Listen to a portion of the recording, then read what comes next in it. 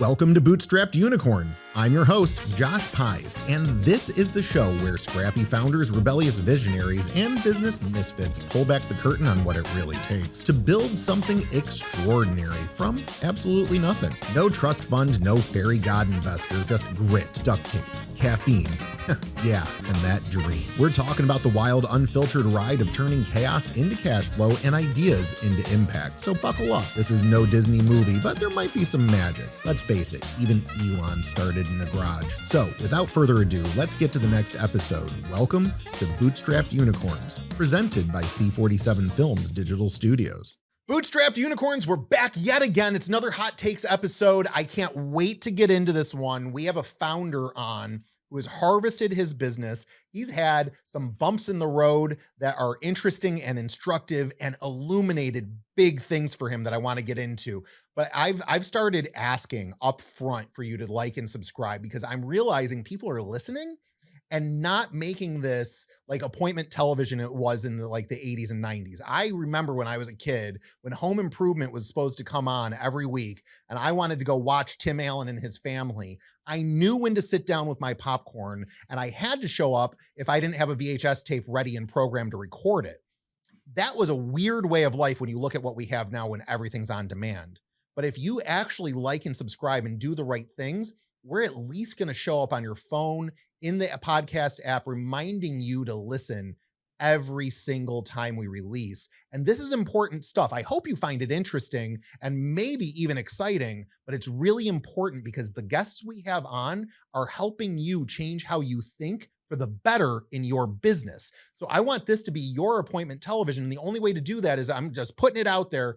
You've got to subscribe. You've got to like, you've got to follow whatever platform is your platform of choice.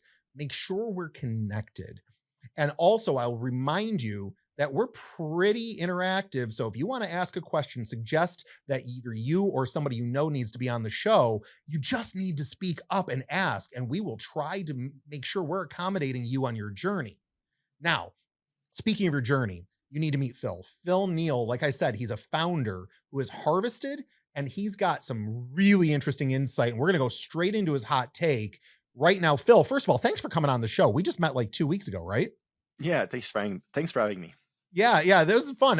So he reached out on LinkedIn and said hi, and so now we're buddies. But Phil, because I know I didn't do your background justice at all, can you give me 60 seconds so that we can get our heads around what your expertise is? Yeah, so I became an entrepreneur in 2019, full-time 2020, after a pivot allowed me to build my part-time business to a $70 million revenue in 8 months. I later exited that company, became a serial entrepreneur, mostly investing in a nanotechnology company called Prometheum, which we took to market a little bit too fast after COVID. It was in the air purification space. So after another pivot, we were able to find product market fit. Everything was going well. But then our technical founders burnt out. A few months later, I had a big warehouse fire burn, and it was accumulation of big failures that allowed me to force me to step back of what I was doing and kind of reflect about what actually had led me to my successes and what actually had led to the failures, and of course factoring in the element of luck and not being lucky as well as factors that we don't talk enough about in entrepreneurship. But in a nutshell, that's my background, and this year I found my clarity and I want to share it. So, and your clarity and your sharing it is actually where your hot take lies, because you were telling me off air that you're seeing into this problem of entrepreneurial failure, but I don't know if I even understand how to identify, how to talk about it. Yeah. What are you seeing? What is this hot take? Well, so the root cause of entrepreneurial failure to me is the mismanagement of the internal journey. And my hot take is that the current culture of entrepreneurship disempowers founders' intuition, leading to destructive failure. And so there's many different layers to that hot take, but I would start by saying that typically when you think about entrepreneurship, we confuse hustling with business and entrepreneurship a lot. And so we're going to look at how-to videos on YouTube that mostly focuses on tools, tactics, and plug-and-play solution that people are trying to package and sell you because it's supposed to help you save time. But that could be fine for a little side hustle that you want to have on the side. But if you want to create something is truly entrepreneurial, you always live on the lining of a coin, in between two realities, trying to bridge the gap between the two, world. Never knowing when the world's going to flip away your dreams is what I would say, to factor in the luck element into that. And so, because the culture focuses so much on skills, accomplishment, visible metric, it traps founders into thinking that the wisdom to succeed is outside of them, and that if they just find the right plug and play format, they're going to succeed. And then inevitably, what ends up happening is they fall into the first layer of the shadow of entrepreneurship, which is uncertainty, fear, and unworthiness, which triggers bad decision. And then they try to look for a different strategy. They go back to looking for tactics, and then they sabotage themselves with their internal mismanagement of that shadow, of that internal pressure that leads them to making bad decisions. So I think this disempowers the importance of founder intuition and actually living your hero journey as an entrepreneur. Okay, so this is fascinating because I've actually picked on hustle culture for a long time because and I actually like Gary Vaynerchuk a lot. However, if we go 10 years back before he discovered his new version of, empathy and all of these other things, he was Mr. Hustle. He was Mr. Hustle culture. Yeah, absolutely. And it was toxic, and the ones perpetuating it forward, I think they have it toxic as well, but I don't think I had it the way you have it. I think my problem with it was that it was causing you to be so imbalanced that your personal life would probably fall apart in favor of the god of hustle culture and the fantastic end result of being a Lamborghini owner. Yeah. And I think you're taking it a little bit deeper into the business, though, that it's actually hustling on behalf of your business seems to also be a problem. Am I getting that right? Well, yes, from the sense that hustling, so working hard is necessary. It's not you don't play entrepreneur on easy mode. But I think the problem with the way we're approaching hustling, let's take the example of Gary Vee, when you say, why aren't people doing that? Why aren't people posting on social media? Well, wake up. This is the play that you need to do to be successful. Well, there's a few layers of work that needs to happen before you can actually decide if that tactics applies to you. First of all, you need to do the internal awareness of, okay, who do I actually want to become? Why do I want to get in that industry, in that field? Why do I want to solve this problem? It starts with having empathy for other humans to find a problem that you actually want to really solve, or and then once you have clarity over the motivation, the core motivation that you have, and the what that you want to do, then you can focus on the how you want to turn that into a business, and how you can put a tactic that's going to raise awareness to what you're doing. But if you start at the end of the the spectrum, which everybody does, then you're always looking for that outside validation that will get you to the point you want to be at. And the bigger problem is that failure is the norm of entrepreneurship. So 98%, depending on the source you choose, but 98% of first-time founders fail to build a sustainable business that lives more than 5 years, right? So every business that you see out there has been built by an entrepreneur that failed and tried again, And it's so true. If that is the case, and there's a good way to fail and a bad way to fail. The bad way to fail is what I would call a destructive failure, where you were the dancing at the strings of the latest tactician influencer, right? So it's not really your failure. It's you don't know where you actually failed. You don't know which icons were driving your entrepreneurial journey that needs to be broken so that you can actually grow as an entrepreneur and build that sustainable business afterwards. And that is actually the right way to fail, by following your intuition. And you can avoid mistake with your governing board, but you should fail with your instinct and your intuition, so that you actually grow from that failure, because it's the norm. It's the normal pathway of entrepreneurship success. Yeah, that makes a lot of sense. Well, and the adage, I either win or I learn, is something that I've personally adopted a long time ago. But I picked up the phrase from John Maxwell when I was working with him, and I think if I understand right, he picked it up from Nelson Mandela.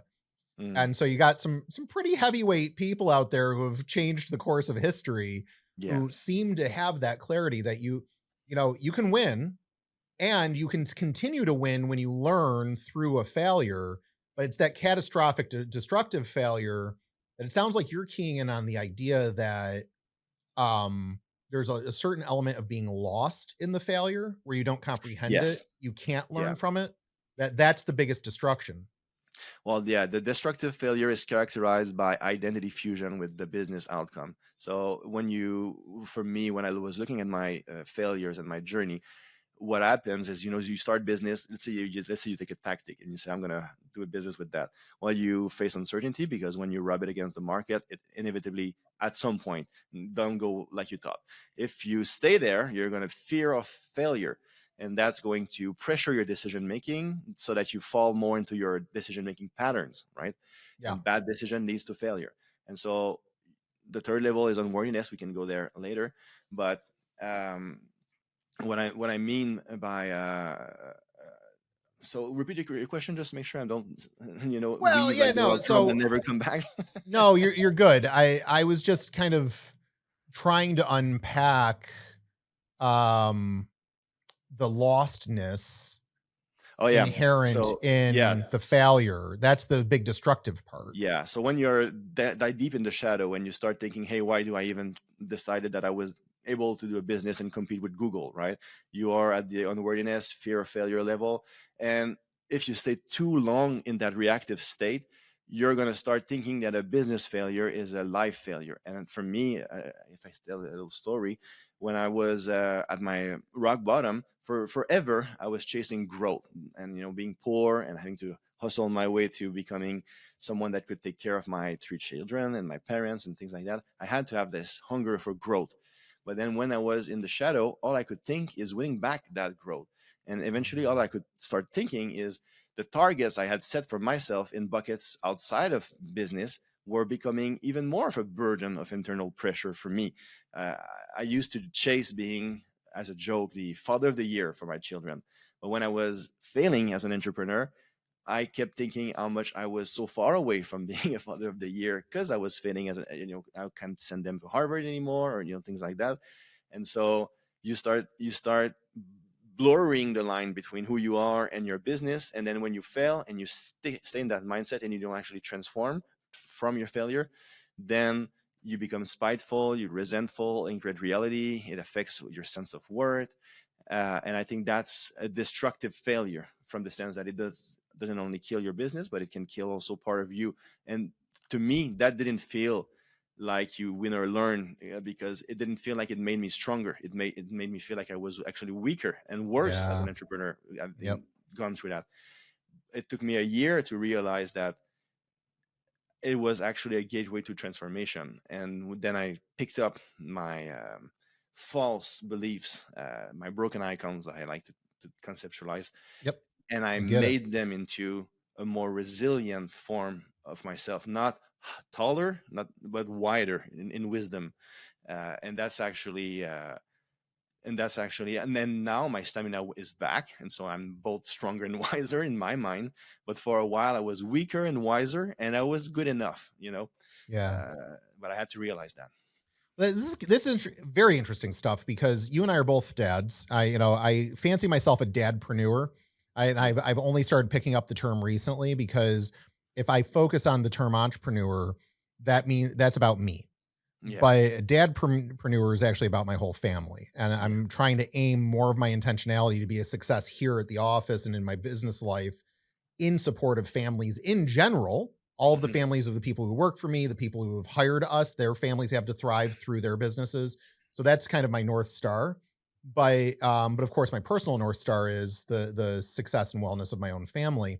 So I'm curious, how old are your kids? Tell me a little bit about you don't have to go too deep if you don't want to, but not only how old are they, but how is your entrepreneurial life and your family working?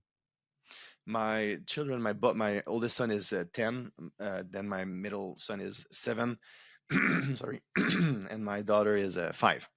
Okay. So how I'm navigating through that, at first I was exploring it like you would explore a calendar, time allocation, Yeah. time island with my children. And then I realized after I went too far beyond my limits, working on different time zone. I'm doing a lot of business in Thailand. I was doing some in China, and I was also doing in US and Canada during the day. So I my energy management slipped through the crack, and then Yeah. started to see that I was showing up drained with my kids during my time islands with them, and so that was me not showing up for quality time. And now I'm trying to view it differently. I may not give as much time, but the time I'm giving, I'm making sure that I'm showing up with the right level of energy, and I'm approaching it like you would nurture a plant. If it rains for a week, you spend a week in vacation. Maybe you don't need to add more water. Maybe you can take care of the other plant that was inside that's kind of drying right now. Right. And so, but always give a little bit of water, and manage your energy more than the time, I would say. I'm finding for myself that my time with my kids is kind of a two-way exchange. It sounds so obvious. Like, I'm spending time with my kids. I get something from them. They get something from me, but nobody really talks about that out loud, especially in the entrepreneurial space, that if I step away from the business and I take time, so many people would say, "Oh, you're pouring into your children. Oh, good job, dad. You're spending time with your children." But nobody that I've heard of is talking about how it actually has freed me. They're pouring into me with taking me away from what I'm thinking about, gives me time to reset my focus. They're giving me the gift of an escape from the business, Yeah. and they think about things differently. I've got a 16-year-old, a 12-year-old, and a 7-year-old. And so I've got a wide range of different developmental states. And I'm the opposite of you. I'm girl, girl, boy. You're boy, Hmm. boy, girl. Yeah. So I just get I get different exposures to who they are and how they process things. It's as freeing as it is challenging in different ways. So when I do come back to the work mode, I'm coming back a little bit more ready to be creative, a little bit more aware. Sometimes needing a break. They can be exhausting too. God love them. They're still Yeah. children. Um, but yeah, I like that you're moving from time islands. I Yeah. liked that phrase. I've never Yeah. heard that phrase. Those Mm. time islands sound lonely. They sound tiring, but the way you're doing it now, where you're pouring in, a lot of Energy rain on a harmony. plant and Yeah. doing that. I love that picture too. I think that's very inspiring. And I know there's a lot of dadpreneurs who listen to this. So I'm excited about this part of the conversation. Yeah, Did you and I, have and I love kids? I love what you said, by the way, and Yeah. made me think about some things that really helps me, and maybe it can help the audience. Is when you're fighting fires all the time in your business, and for me, my rock bottom was after a warehouse fire, so that's where it came from. But I think everybody fights fire, urgencies, and you Yes. feel like your business is gonna burn if you don't do something. But sometimes it's okay to let the world burn for a while, Yeah. and then for me, my children became my anchor. So that's when you said I receive as much as I give to them. Well, absolutely. And when I was what the healing process for me after my failure was taking my three kids alone to a trip to Cancun. They were Wow. 3, 5, and 7 at the time, and that became my anchor. I didn't want to be the father of the year with them. I didn't want to be anything other than with them in the present moment, and that became an anchoring moment so that I can see that I still had worth, uh, outside of entrepreneurship. And it wasn't because I was failing from a wealth or in business or whatever else standpoint that I wasn't worthy of being a good dad for them in the present moment, right? And so I, Yeah. I came up with that anchoring um, tool that maybe can help people out there. It's interesting how you say you weren't worried about being father of the year, because I think a lot of entrepreneurs, and I know me being one of them, I can say that I get competitive. Yes. And so there has been a moment where I'm like, I'm going to be father of the year, right? And Yeah. it's almost like I'm competing with all the other dads. Therefore, my kids, it's not about them. It's actually about me. And No, that's that's not good. cool. And I've only, thankfully, it's not really my personality with my kids to do this often. But I have had those moments where I'm almost in competition with another dad. And therefore, I've removed their value from the equation in that moment. Hmm. And I like that you're removing the desire to be father of the year and Hmm. just be dad. Because to Yeah. them, you're the only option and you're also the best option. Yeah, that's great. I love that.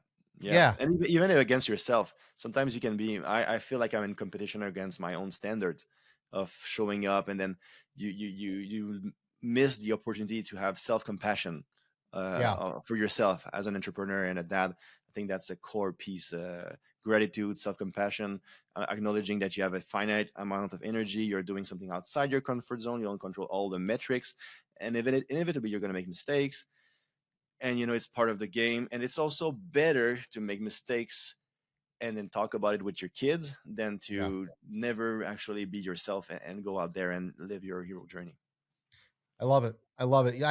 Really, it's cool. I'm honored that you randomly found me on LinkedIn and was like, "Hey, I think I want to hang out with you."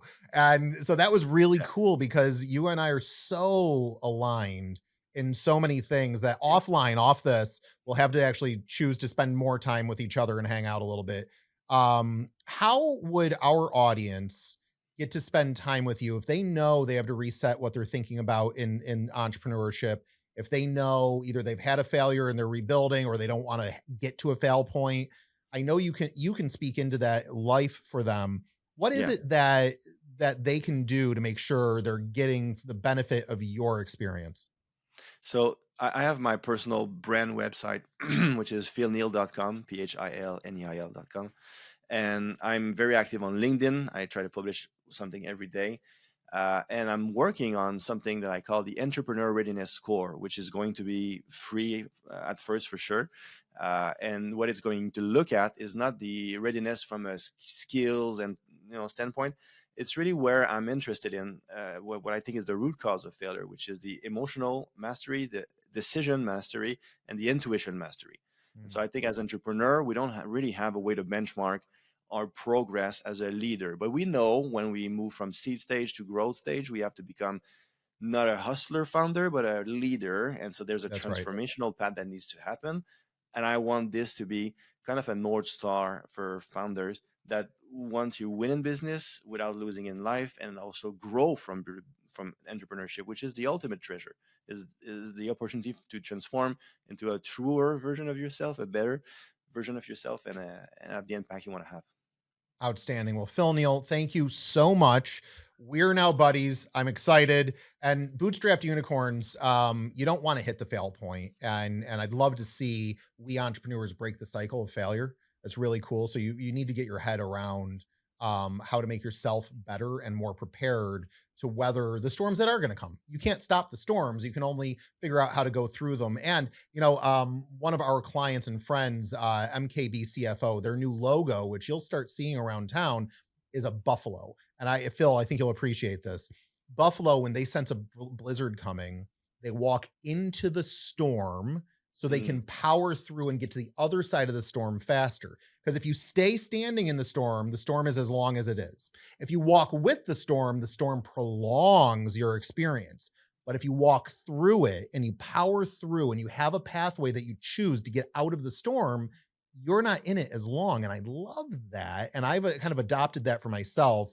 And it's thinkers like you, Phil, that will help we entrepreneurs as a whole start powering through like Buffalo a little bit more. So Bootstrapped Unicorns, go friend and find Phil. It's not friend on LinkedIn, but connect on LinkedIn, follow his content, learn from him, and engage with him if you need him, right? Because, we are not in this alone. We're in this together. And Phil clearly is one of our fellows who is in it with us. So I'm honored you're here. Thank you so much. Unicorns, the next episode, I have no clue who's coming on. You know how I roll, but I do know that we're choosing the right person to speak into your existence and your world. And so that's why we hang out together. So do not forget to like, subscribe, follow, and join us. And until then, get back to work.